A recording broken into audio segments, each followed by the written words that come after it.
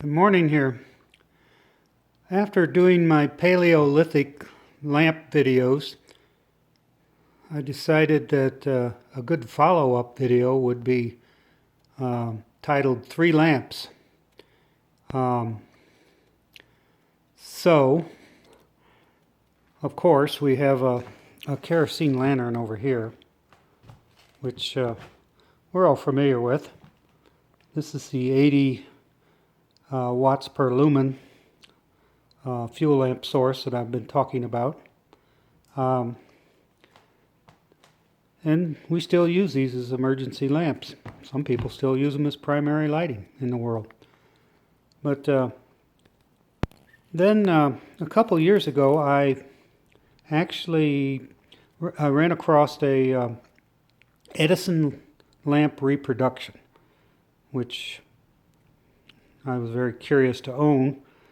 So I bought it, and I also found a kerosene lantern lamp conversion for a regular Edison socket at a thrift store, no less.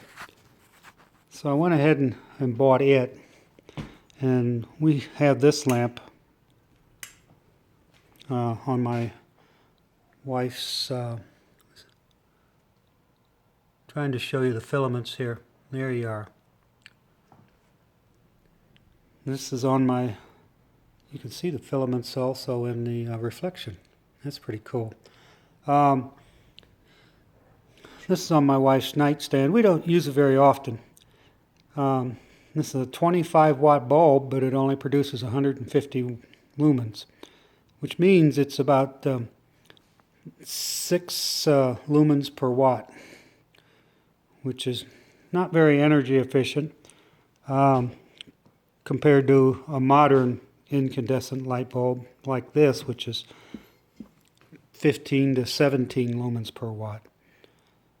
So this would be, but this is a giant technological leap over the efficiency of a kerosene lantern. Now you have to bear in mind, kerosene was very cheap compared to whale oil. The fact is, they used to use an expression Rockefeller gave the poor man his light. So poor people could actually afford to use kerosene to light their homes at night, whereas before they really couldn't with whale oil.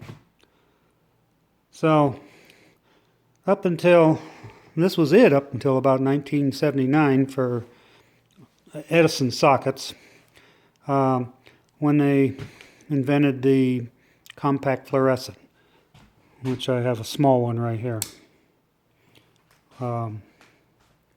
This is only about a 25 watt bulb equivalent.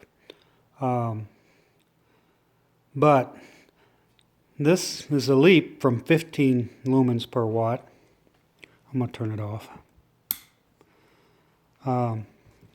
Over the incandescent light bulb to 60 lumens per watt.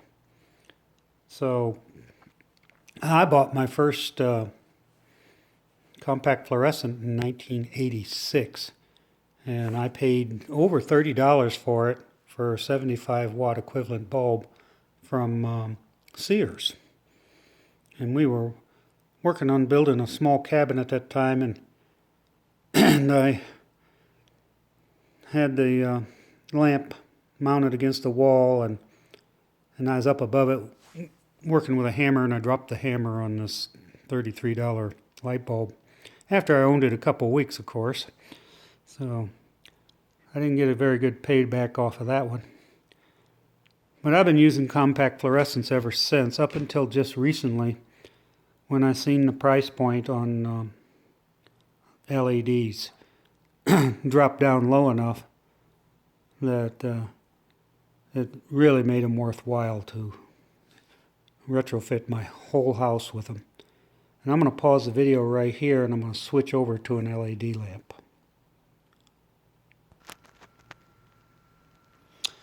Okay, here we are. This is an LED lamp, probably a 60 watt equivalent,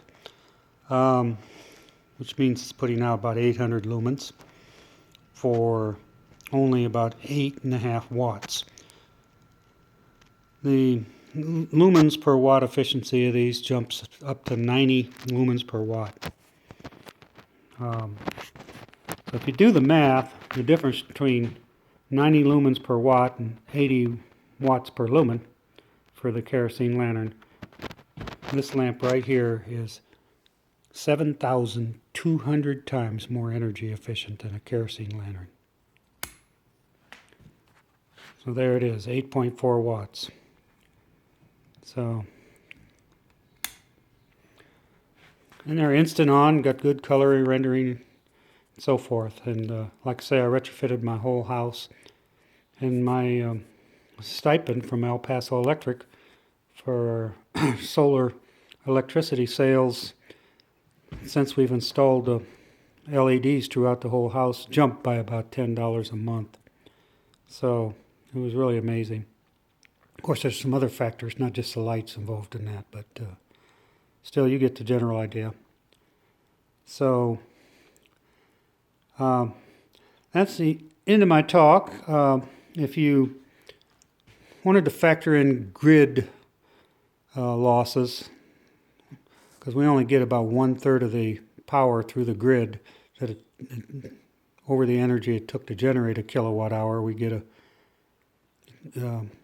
it takes 3 times the amount of energy in a kilowatt hour to generate a kilowatt hour.